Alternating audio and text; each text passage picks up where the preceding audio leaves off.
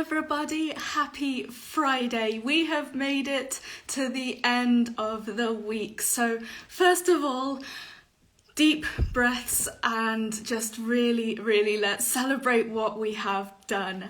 And to celebrate the end of this week, I have a conversation for you that I think is going to be so helpful. And I'm so excited to just to dive into this topic, really. We're calling this episode Befriending Ambition, how to make big dreams work for you and not against you. I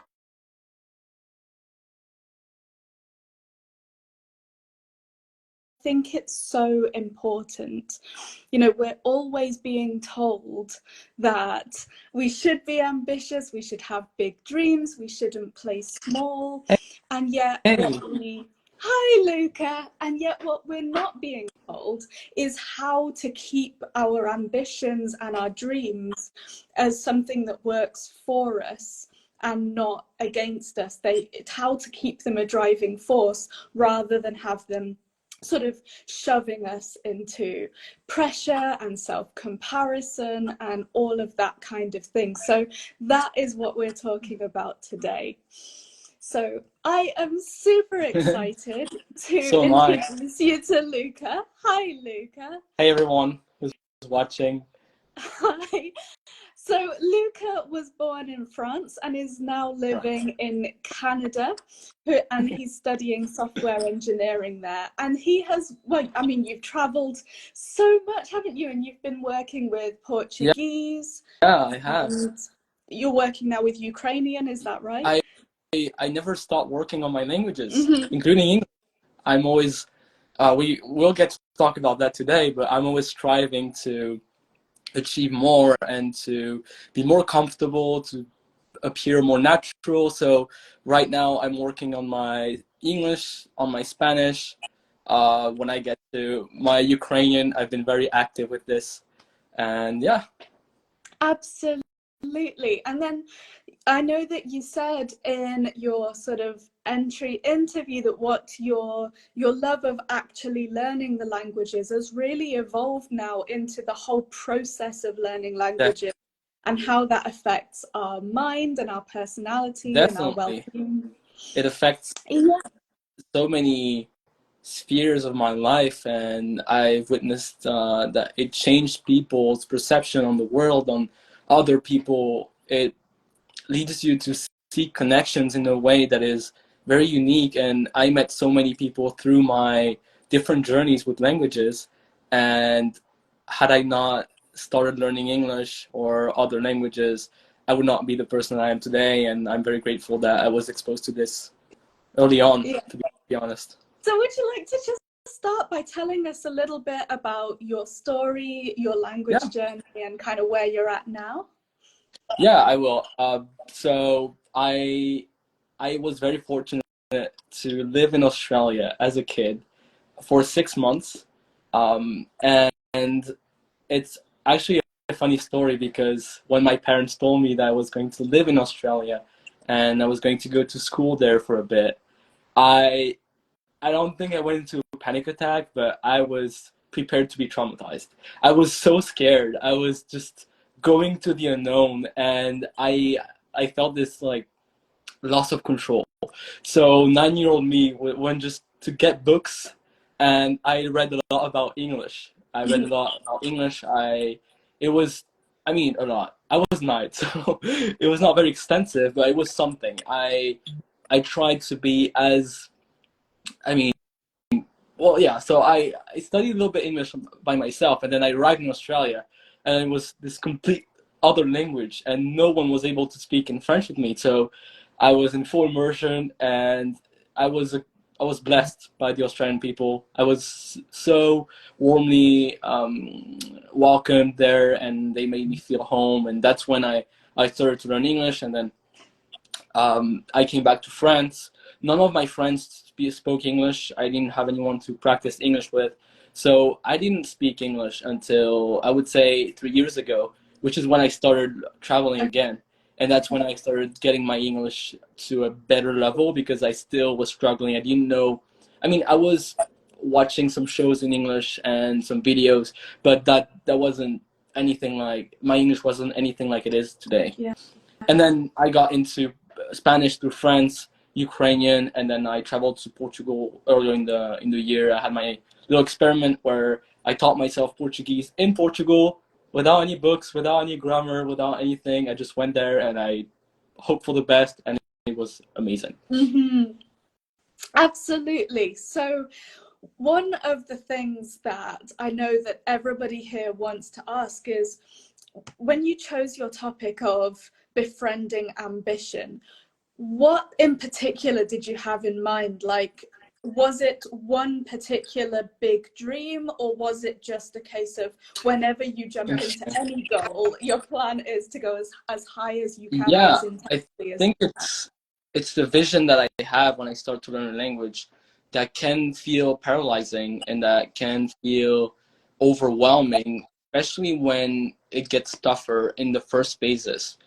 Even later on, there's always times where I feel very low, and that's when I have to remind myself that my ambition is just a projection. It is not who I am. It is not, and my comparison to this ambition shouldn't make me feel miserable and feel a lesser person, but it should make me feel empowered to continue and to actually content that I'm not there yet and that there's a lot left for me to go, including with English. I've had some phases where I must admit I was quite self-conscious about my English. I still am to some extent, and I was feeling down that I didn't speak English as well as I wanted to.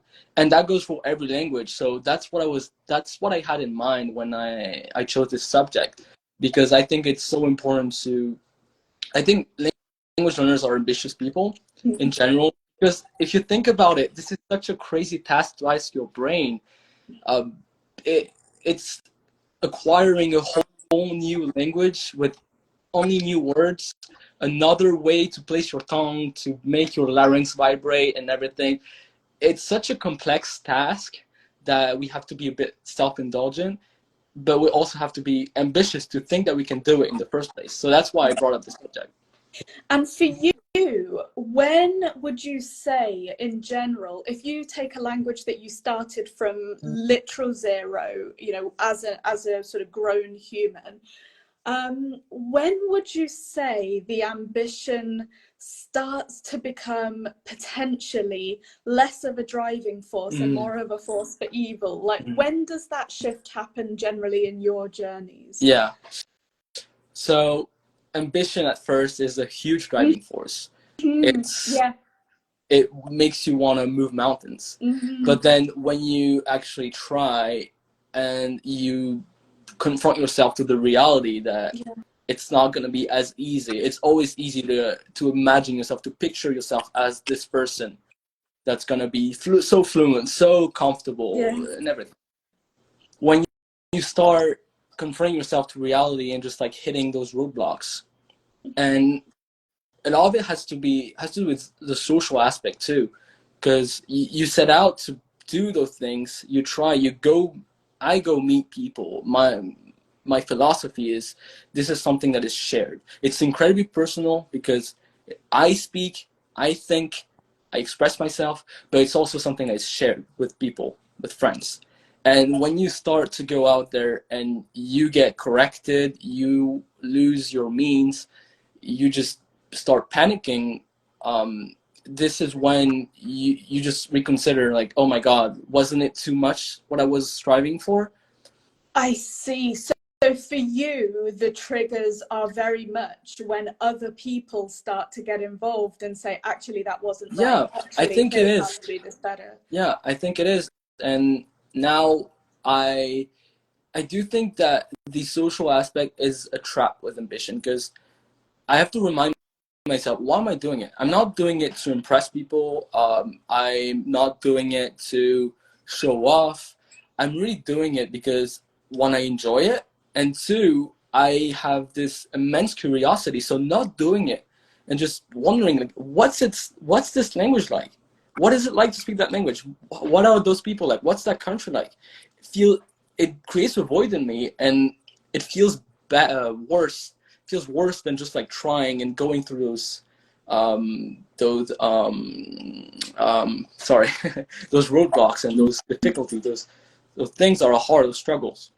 And I think I didn't answer quite your question. What was it again? Well, my question was, what are the triggers for you that send you from feeling like you're doing this amazing thing and striving for this amazing goal to actually, this is working against me now? Yeah, so this also happens when you compare yourself to other people. So I think a lot of people will think comparing yourself to other learners that are in your shoes, that are trying too. But a lot of times I find myself comparing myself to native speakers. I'm like, well, they say this like that, and I don't say it like this. They came up with this expression. Wait, this idiom, I wasn't aware of it. Oh, darn it. Why? Why am I not at this point yet? And I think this brings up a high level of anxiety that is really unnecessary. I think that the ambition here is gonna bring you down a little bit, and it's taking your attention away from actually improving and enjoying the moment, even though the moment just could be you not understanding a word of what someone tells you. That happens a lot when you meet people. People speak fast. They might expect you that you're a native, and then they come to the realization that you're not. Those moments are super important for my learning, and I've learned to, in retrospect, to be grateful of them, even though they feel awful. And with ambition, you have to accept that you don't know and that you're not there yet. And this is what's hard, because you feel disappointed. You feel disappointed, like, why? But you have no control over it. So why even think of it as a bad thing? Yeah. So I think there are two things that have really come from what you've just said, because there's a whole gold mine in there, which is, one, the link between ambition and accepting where you are now, even if where you are now is beginner. Yes. And reconciling that with, well, I have to be here in order to eventually get there. Yeah, this is mandatory. And secondly, I want to ask you just a little bit more about the topic of self-comparison that you've just brought up. Do you think that the best option is for people to do their utmost best to completely remove comparison with other people? Or do you think it's just a case of accepting that we do it, or sort of trying to find ways to make it better? Like, how do we relate our language journey to other people's without bringing in this sort of really quite destructive comparative force? So I think we have to think of our biology for this. We evolved to be in a group as people. And this is why we need languages in the first place, because we're with one another. So we always want to be accepted. We always have this desire, and it's part of our limbic system. So we can have a control over it, but it's spontaneous. Our control is more comes after. So whenever I have this urge, it still happens. I mean, I'm talking about this, but I still feel miserable at times. But I try to think, like, is it a spontaneous sensation that I'm gonna be able to work on, and that is not that is unnecessary or unrealistic? Compare myself to someone that has been speaking their native language for 30 years or 25 years, I don't know, is completely unrealistic. I've been speaking it for, I don't know, a year and a half. Like, why should I think this? But at the same time, I understand that my mind will make me compare myself to others because I want to belong. And this is also a driving force. So I don't think of it as a bad thing. I just distance myself from it.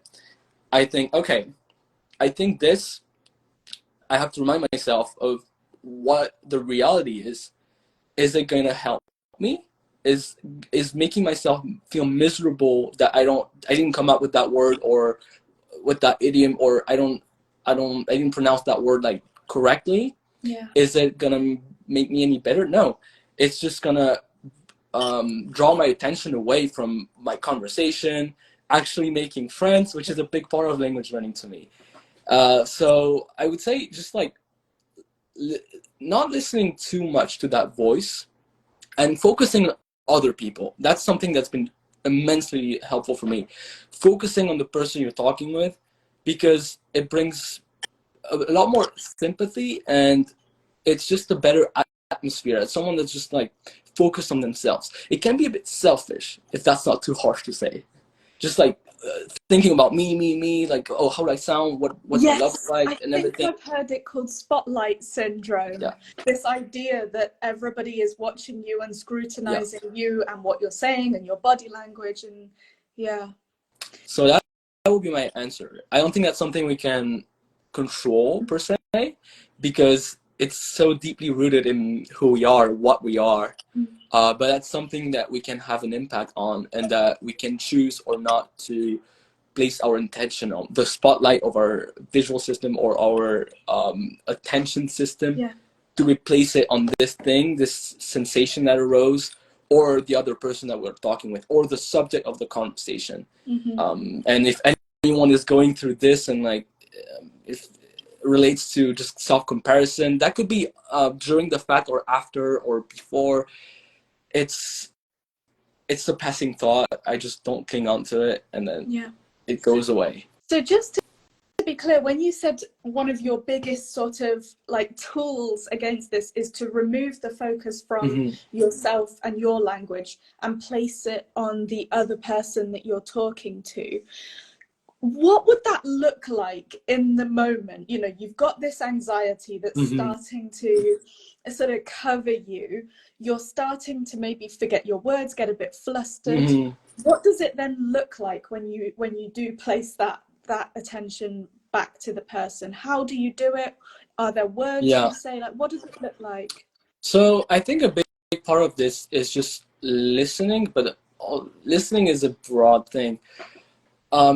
Letting the person speak and being the one that's asking questions is something that helps. But when you're feeling paralyzed in that situation, sometimes it's just a wreck. Sometimes it's just how it is. And not only should we accept it, I think we should also be grateful for it. Because what it is doing is that it's signaling to our brain, hey, pay attention. This is important. Look, that it's going wrong. Like, analyze what's happening. And I'm not saying this like on the spot you won't have any control over how you're feeling. I'm saying this after the fact, when you're in some resting mode or when you're sleeping, then your brain will just like analyze, like, what went wrong? Like, I was in danger here, my heart rate went up, my adrenaline went up, like, what's happening? So I think sometimes it's just, you can try to gain back control, but trying too much too and can also be incredibly unsatisfying. Sometimes it's just keeping your smile. Your smile is hard. It's easier said than done, but keeping your smile on and just accepting it can go a long way. And right away, if you try to place the spotlight on the other person, that helps too. That's just like, and being in a group is very helpful. I think one-on-one is harder than being like in a group of 4 or 5, because other people can come in and speak. See, I would have said the opposite. For me, it's completely the other way around. Even in my native language, so English is my native language, groups are so much more complicated for me, because that's so much more in terms of group dynamics and understanding all these tiny nuances of behaviors, and, you know, scanning everybody for their tiny little body language. That makes sense too. I think there's 2 faces to that coin. I think that if you're struggling to get something out and just to make sense of something or understanding, being able to witness other people speaking and exchanging their body language, being able to pull yourself out of the situation is easier in a group setting. But I think it's interesting because in a group you have more people to relate to, and there's less of the attention on you. I don't know. maybe it's that I've gotten used to this. I know it's nerve-wracking. Any situation when you're doing something for the first time, or the second or third, or you're not used to it yet, is going to be nerve-wracking. So yeah, I think it also depends on the experience that you have with other people in other languages. And you mentioned after the event as well. So we talked about in the moment when you are talking to a person and that anxiety is starting to close in, sort of moving the focus and the spotlight onto the other person, increasing the active listening and the sort of feedback to them that you're listening, that you're enjoying their company, all of that kind of thing, or that they've been really helpful or whatever it is. After the moment's over, you're heading home, or you are in bed and doing you're thinking about post-mortem and thinking, oh, and I said this wrong and I couldn't remember this. Yeah, that happens. Yeah, your mentioning of putting the spotlight on the other person still works then, doesn't it? Because you can still say to yourself in bed at 4 o'clock in the morning, yes, but I made the person feel welcome. I smiled a lot. I made eye contact. I thanked them for, I don't know, helping me out. I made sure that I knew their name. People love it when you remember their names, or you remember where it's important, very important. And so you're still ticking those boxes when you've moved that spotlight. That's one strategy. I think this requires to be somewhat calm. Sometimes you can just get turned up from the emotion, and even out after the fact in your bed at 4 a.m. like you mentioned, when you feel super guilty and shame, there's a quote I like that I even printed on my wall, which is here. Don't make a mountain out of a molehill. Sometimes if you just put things in perspective, it's just words, it's just chemicals in one moment that you felt, right? That neurotransmitters that were in your system that made you feel awful. But if you think about it, this happens for a reason. You feel bad. Why? Because you feel rejected, because you have the fear of being rejected, because something goes wrong. You could be exiled from the pack. That's like, from a evolution perspective, that's why people like telling the narrative of the saber-toothed lion trying to go after humans. But even back then, there was some social hierarchy. There was some social life happening. And if you were by yourself in the wilderness, you wouldn't survive. So you also had this pressure. It always helped us to be accepted and work with others for our survival. And this still happens today. So it's there for a reason. It's there for you to change. And I need to remind myself that I have to be grateful I have to be more grateful for the bad moments than for the performance. So there's times where I perform, I speak fluently, I sometimes flawlessly, almost. And it's great, right? You gotta be happy for those moments. That's why you're doing it.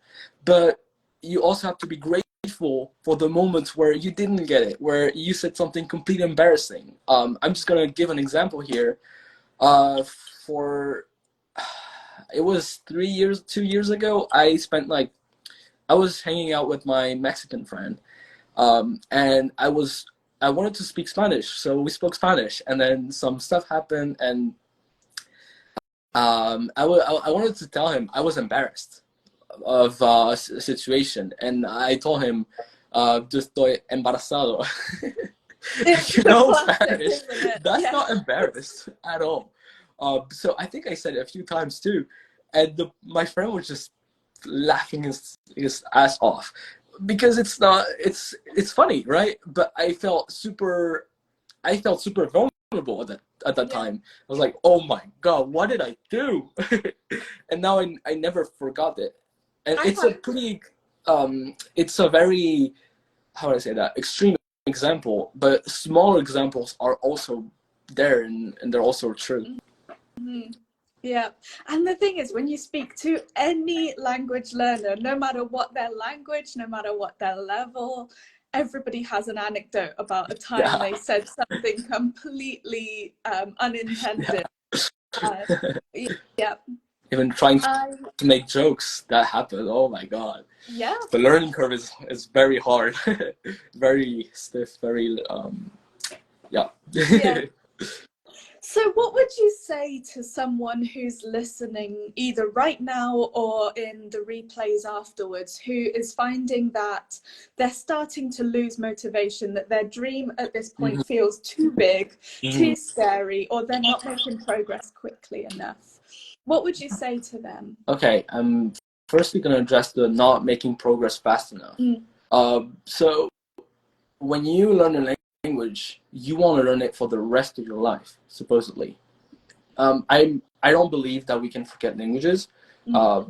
This is based on a few things that I know about the brain and about our biology. If you speak a language, you're gonna speak it. If you learn one, you're gonna speak it in 5 years, 10 years, 15 years. It's not gonna matter then how fast you were learning now. So that's one thing to that's one way to put things in perspective in terms of the speed. So you don't have any control over the speed. You can try to provoke progress and change, which you should, because change comes with pain. Change comes with challenges. But ultimately you have no control over you learning. There's no button you can press for internalizing stuff, remembering, or recognizing words. And if your dream seems too big, I would say it's not going to be all at once. There's this idea of progress, and progress is analog in the sense where you just don't go like, you don't do it at once. It's like it's smooth, it's irregular, it's rough. Sometimes you go down, you go back up, and this is something to be expected. And also also you can meditate on what makes you think that you're not progressing fast enough, because a lot of times we have no idea how our level is. Like there's evidence out there, like, okay, I was able to communicate for a few minutes, I was able to understand this or that, but ultimately no one knows, not even yourself, like what your real level is, because it's incredibly subconscious. So I think beating yourself up on what you think you achieved, what you think you can say or not say, is not something worth doing, because you have no control over it. There's it's not going to bring you anything. I think focusing on the pursuit rather than the achievement is something that helps me. So, yeah, the whole idea of it's not just the destination, but also the journey. Yeah, and also you have to, I think, if someone thinks that they're not progressing fast enough, they have to also admire or feel some sort of content of where they are. If you think this is an idea from the Stoics. I think it was Epictetus that said, or Marcus Aurelius. Okay. If you think about your past self from a year ago or a few months ago, wouldn't that person have dreamt to be where you are now? Like, my 17-year-old self would be so happy to know that one day he will be able to have this life. So in retrospect, like, if you put things through that lens, you should be satisfied. You're satisfying the you from a few times ago. So why not be satisfied? Like, why not just admire what you've done, what you're already able to do? And when you're in that mindset of, it's a bit of an abundance mindset. It's not focusing on what you can't say, but also focusing on all the opportunities that you have to learn and to use your language. And this is where you find the most satisfaction and the most fun. I think satisfaction is a huge part. When you're ambitious, if you don't find it now, you'll never find it. Yeah, so I think that's actually a really important point that I'd really like to just highlight for a minute, which is a lot of people that I've worked with and that I've met, especially when this is their first foreign language, they kind of feel like they have to earn all these opportunities to use their language. They imagine all these topics, all of these conversations, or even just the act of speaking to a native speaker are off limits until they get to this mythical level I've met of people like that future. too. I was in that position too. Yeah, so I think it's a really important point when you said just now, we need to recognize the opportunities that our current language level affords us.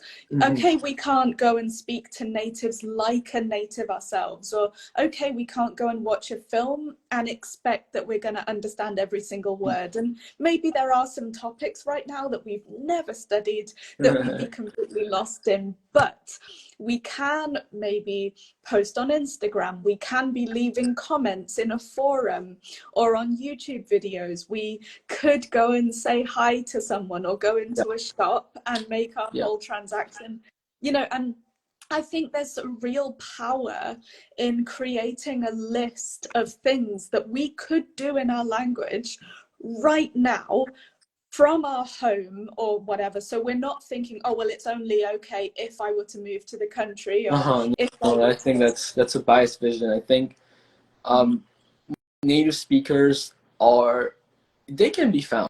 You have to look for them sometimes, depending on where you are. It's difficult, but you can find them and encounter them in real life. And so you touched on what making a list of what you can do already. So that's cool. I like this idea, because it's like, well, wow, what I have already is more than what I had yesterday, and look, I can do all that. But I think people are vastly overestimating the task of making friends with someone in language that you don't know. I think that you should go in without any expectations, because after all, you're gonna talk to someone that is from a different culture, so the culture shock is gonna be here at some point. But I think that it can be very simple. You can have a lot of fun just speaking with limited vocabulary, and just, I mean, people make friends with people that barely speak their language, that barely speak English, and that happens. And that's the beauty of it. I think that it's something to be shared, like I said in the beginning. If you don't share it, and it's a bit sad, because it's just for yourself. Like, why, you need some, that's a driving force too. You're doing this for yourself, but also to share it with others, and that's when it comes into form. That's when you get more realizations too. That's when your brain just internalizes, because it's like, okay, that's something that I could, if I were to make the effort and internalize stuff and just like adapt to that language, okay, maybe the outcome would be worth it. Yeah. And people that know my journey and listen to my podcast know that whenever I was looking for language exchange partners, and I used them from day one, language exchanges was my primary method of learning Portuguese, like from zero.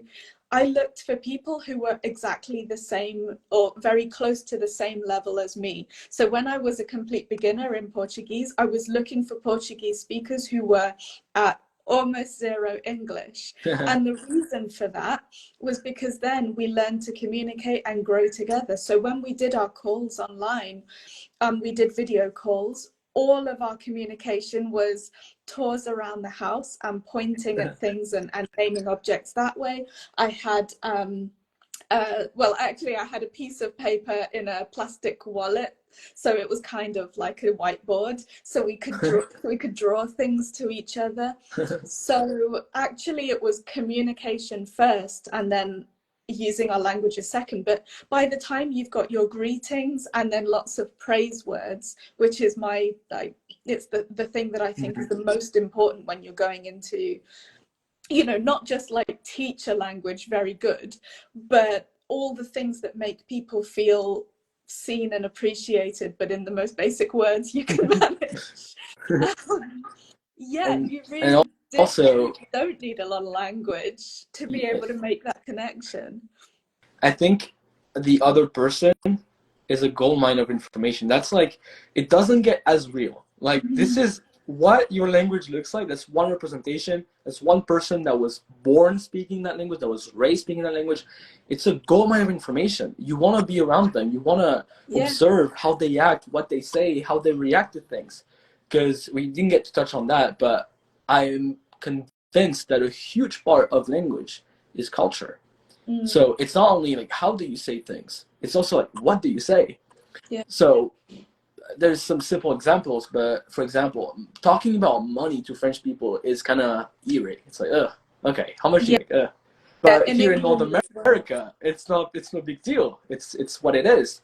At least where I am. So I think it's also how like just communication is. It's funny because it's the end goal, but it's also mean to get to the end goal. So if you think about it, you are winning every time you're communicating because that's what you want to do eventually. You're just not doing it in the way you want to, but you don't need to do better. That's the well, not maybe that's not the right way to frame it, but that's where you find content and where you find satisfaction. Okay, I'm doing it. That's what I wanted to do. I'm communicating with that person in that language. Wow. Yeah. And you got to be grateful for that too. Yeah. And of course, it's going to be harder at first, and then it gets easier and easier. And I think coming in with this mindset of, okay, what I want to do, I'm already doing it. That's cool. Now I'm going to improve upon that. And not preparing for months or years with books, with rules. I have seen people that have been studying French, for example, for a few years, but still don't want to go and communicate with it. And it's not as good as it could be. It's sometimes not very good. Yeah. I really like that idea of changing it from either it is perfect or it didn't happen to, well, I've ticked that box, I've fulfilled the aim, so now I can refine it. I think that's a huge mindset shift for, well, so many people in, well, first of all in languages, but second of all in life. In life, yeah. There's a big overlap here. Yeah. Definitely. So when you do that, when you set these kind of little goals of like, well, I want to have this conversation, or I want to work on this topic or whatever, do you set, what's the word, like, do you set specific goals in advance, or are we talking also about recognizing just the tiny opportunities that pop up? Very interesting question here. I'm really not conventional, but I'm not a believer in goals for languages. Tell us about that. There's like one big goal: communication and experience, and then everything comes after that. So I don't think you can prepare or tell in advance what you will say and what conversation you will be speaking, what conversation you will be having. So I don't tell myself I want to be B2 by that time. I want to be C1. In fact, I don't even use this framework. I just think, hey, I like this language. I want to go meet those people, and I just follow my curiosity, and then whatever I get is extra. Like, okay, cool, I got to say this, cool. So I go in with this childlike mentality of, I'm just a curious child, I just want to experience it. And this is initially how you learn your native language. There's just something you need to do, it's just something that you have, and you're just forming bonds with your caretakers, with the people around you, your friends, and it's just, you evolve and you change through that lens, and not through the lens of, okay, I want to be able to discuss politics, I want to be able to discuss this and that. It will happen. And whenever I encounter a new subject, I embrace the fact that I don't know how to say it yet. And I either ask, or I look on my phone and I try, and I adapt, honestly. I grow into my language more than anything else. And I don't think I can set any goal that would represent what I would be doing. I think I couldn't hit that goal because it's gonna be a miss, but the miss is nice too. It's also something that I would want, so that's why I just don't think in terms of goals. Yeah, that makes a lot of sense. Okay, so is there anything else that I haven't asked you about that you would like to share with our listeners today? I think that was a great conversation. Thank you for letting me express myself so deeply. It was very nice. really appreciated that. You're a good interviewer. Thank you for coming. If there's one thing, yeah, I would say, I think people, yeah, I think recognizing when something isn't right in your learning, when something feels odd, when you're often, when you feel vexed, when you feel bad, when you're beating yourself up, I think that sometimes you need to take a step back and just like reconsider, like, okay, why am I feeling this way? Why am I infringing this to myself? Sometimes a lot of the struggle comes from your own self. I wouldn't call it self-sabotage, but it can be sometimes. So that's what I will end with. Thank you. And if people want to follow your work or come and find you, where can they find more of what you do? So there's my Instagram account, so Luca_languages. I also have a YouTube channel on which I developed my thought on language learning. This is really like a research journal. It's the YouTube channel is Luca, but you need to type in Luca Leandri, Luca space Leandri to find it, because Luca is the Disney movie now. And I have a Facebook page too called Language Learning for the Ambitious. Excellent. And do you have something you wanted to invite people to on Sunday? Yeah, absolutely. I am hosting a webinar on Sunday, free, to help people that feel a bit stuck learning their language, that would want to make more progress, and that feel a bit overwhelmed with all the advice out there. This webinar is going to be about 4 questions that you can ask yourself in order to reconsider what you do or not do to learn your language. Mm-hmm. And it's also going to help you frame things in a way where you're going to be able to reach for the right opportunities and seek those opportunities. Mm-hmm. So what time is your webinar? Oh yeah, I forgot. 11. So at the same time this call started, for those who are watching live, which is 11 a.m. EEST, Eastern coast of the US and Canada, on Sunday 12th. Okay. And so that is for those who watch the replay, there will be a replay of my event, of my webinar, on my Facebook page. Okay. So to just sum up, your webinar is called 4 Questions to Gain Back Control Over Your Language Learning. Yeah. It's happening this Sunday, the 12th of November at 11 a.m. EST, which works out as 4 p.m. UK time and 5 p.m. in Central Europe. It's completely free and people can sign up. I'll put a link in my bio, and absolutely, I will put all of your contact details in there. They can contact me if they want to participate. I will send them a link to sign up. I have the link somewhere. I will send them. Well, thank you so much for coming. Thank you. For sharing all of your experiences. And I mean, it's been so nice to really talk about this, because I don't think we speak about it enough. So yeah, thank you. And for everybody who's watching, thank you so much for coming. Thank you for spending your afternoon/evening with us, or morning if you're in the US still. And yeah, I will see you on Monday. Thank you so much. All right, bye. Goodbye. Bye.